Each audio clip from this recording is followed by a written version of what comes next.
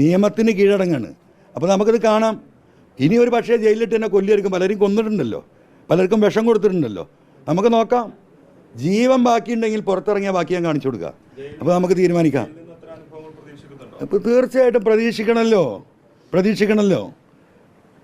അപ്പോൾ അതൊക്കെ വരട്ടെന്ന്. എൻ്റെ തലയിലൊരു സാധനം എഴുതിയിട്ടുണ്ടാവും, മനസ്സിലായില്ലേ? അതെനിക്കറിയാം. അത് നമ്മൾ ജനിക്കുമ്പോഴേ അത് എഴുതി വെക്കുന്ന പറഞ്ഞത്. അതിനനുസരിച്ച് ജീവിതം പോകുള്ളൂ. അതിൻ്റെ ബാക്കിയാണ്, അതിൽപ്പെട്ട ഒന്നാണ് ഇന്നത്തെ അറസ്റ്റ്. അപ്പോൾ അതിൻ്റെ വഴിക്ക് നടക്കട്ടെ.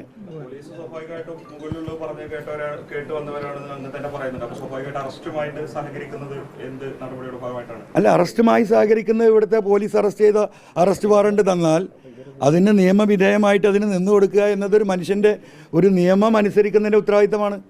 ആ ഉത്തരവാദിത്തം നിറവേറ്റുന്ന അത്രേ ഉള്ളൂ. സ്പീക്കറുടെ അനുമതിയൊന്നും വേണ്ടല്ലോ. കേരളത്തിൽ എന്തിനാണ് സ്പീക്കർ?